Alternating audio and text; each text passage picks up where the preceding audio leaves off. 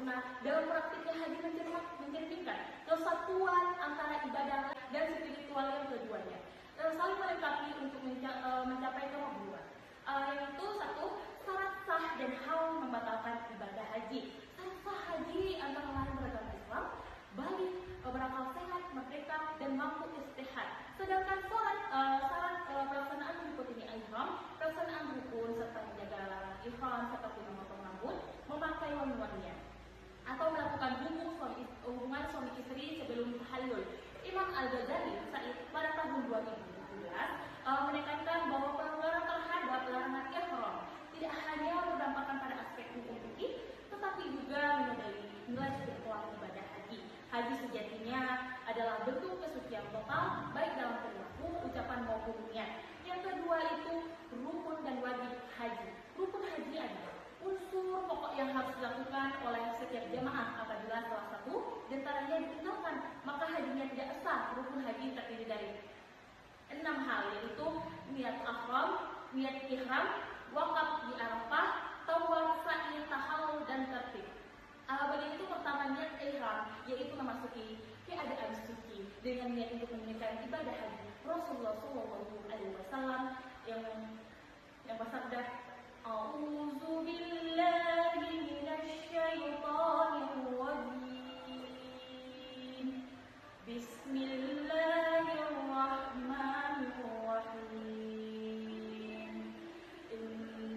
Innamal a'malu binniyati wa innamal likulli amrin ma nawa." Artinya, sesungguhnya amal perbuatan tergantung niatnya, dan sesungguhnya setiap orang yang akan mendapatkan sesuai dengan apa yang diniatkan. Ihram dilakukan dari 4 yang telah ditentukan sebagai miqat, yaitu batas wilayah yang ditetapkan bagi jamaah untuk berniat melalui ritual niat, haji atau umroh dan atau haji sekaligus dari miqat yang telah ditentukan dengan bacaan yang telah ditentukan 4, karena Allah Subhanahu wa Ta'ala niat haji dilakukan dengan mengucapkan bacaan yaitu labbaik Allahumma hajja wa umratan bagi yang berhaji qiran, labbaik Allahumma hajja bagi yang berhaji ifrad, labbaik Allahumma umratan bagi yang berumrah atau berhaji tamat. Wajib-wajib ihram melakukan di miqat atau sebelumnya ada 5 miqat yang telah ditentukan. Bagi kita yang tergantung yang kedatangan masa memakai pakaian tidak berjahit, pria dan muslimah wanita menjaga larangan larangan ihram. Sunnah-sunnah ihram yaitu ada 5 macam, yaitu mandi atau wudu. Yang kedua, mencukur atau memotong kuku, kumis, bulu ketiak ataupun kemaluan. Yang ketiga itu berwangi-wangian sebelum membaca niat atau di badan. Yang keempat, sholat sunnah 2 rakaat atau 5. Yang kelima itu memperbanyak talbiyah. Larangan ihram ada ketentuan dendanya, yaitu salah satunya itu mencabut atau memotong rambut, menggunting atau memotong kuku, memakai wangi-wangian. Yang kedua itu membunuh hewan buruan, mencabut pepohonan di tanah suci. Yang ketiga itu mengenakan pakaian berjahit bagi laki-laki maupun menutupi kepala dan dengan sesuatu yang menempel bagi laki-laki. Yang keempat itu memakai tutup muka dan kaos tangan, dan bagi wanita menutupi mata atau bagi laki-laki. Dan yang kelima, melangsungkan pernikahan, menikahi atau menikahkan berhubungan suami istri, bercumbu atau bermesraan dengan syahwat keluarnya air mani karena disengaja, yaitu saksi pelanggaran larangan ihram, yaitu satunya itu melakukan tanpa uzur, alasan maka ia berdosa dan wajib membayar fidyah tebusan. Dan juga yang kedua, melakukannya untuk suatu keperluan seperti memotong rambut, karena sakti perbuatan tersebut dibolehkan tetapi ia wajib membayar fidyah. Yang ketiga yaitu ia melakukan dalam keadaan gugur dan lupa, tidak tahu atau dipaksa dalam keadaan seperti itu. Ia tidak berdosa dan tidak wajib membayar fidyah. Dan jika yang dilanggar itu berupa mencabut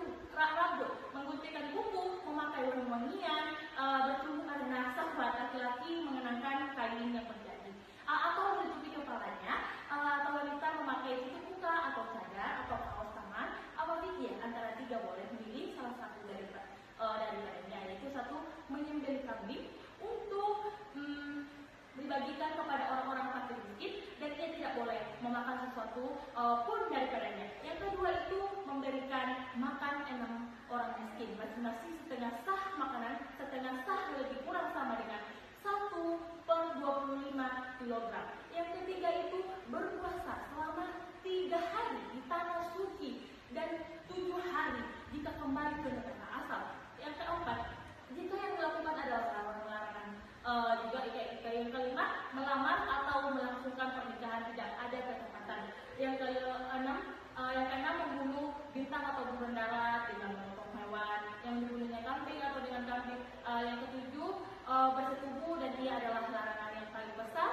Dan jika ia melakukannya secara sengaja sebelum tahlil pertama, hajinya batal, menyembelih onta, serta wajib melakukan kembali pada tahun berikutnya.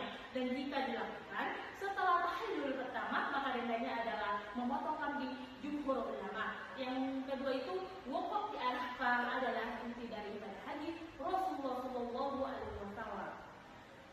Waktunya tidak dianggap laksana. Wukuf dilaksanakan pada tanggal 9 Zulhijjah sejak tergelincir matahari hingga fajar tanggal 10 Zulhijjah. Yusuf Wijaya pada tahun 2020 menekankan bahwa momen wukuf merupakan puncak penghayatan spiritual dalam haji di masa seluruh jamaah berkumpul untuk berdoa, memohon ampun dan mengakui kebesaran kepada kita kepada Allah Subhanahu wa taala tanpa sekat sosial pada tahun Hijriah 2020. Yang ketiga itu ketiga tawakal, yaitu mengelilingi Ka'bah sebanyak 7 kali. Tawakal dilakukan dengan niat ikhlas karena Allah Subhanahu wa taala dalam panduan manusia haji dijelaskan bahwa tawaf bukan sekadar gerakan lingkar, tetapi simbol perputaran hidup manusia yang berproses dan ketundukan kepada Allah Subhanahu wa taala. Saat hendak melaksanakan tawaf jamaah, perlu memperhatikan syarat sah tawaf, yaitu suci dari hadas dan najis, berwudu atau bertayamum apabila khawatir menggunakan air menutup aurat, dan berada dalam Masjidil Haram terhadap di area perluasan pada lantai 2 atau 3 ataupun 4, meskipun dengan posisi melebihi ketinggian Ka'bah dan terhalang antara dirinya dengan Ka'bah.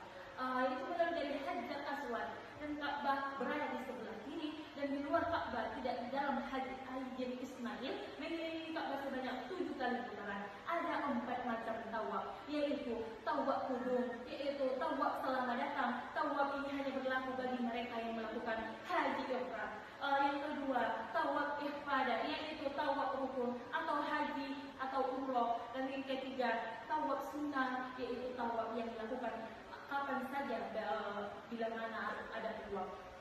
Yang keempat, tawaf wadah, yaitu tawaf selama tinggal yang dilakukan jika seseorang haji akan meninggalkan tanah haram. Yang keempat itu sa'i berarti berusaha keras. Secara syar'i diartikan berkeliling antara bukti Safa dan Marwah dan selama 7 kali dengan niat ibadah karena Allah Subhanahu wa taala.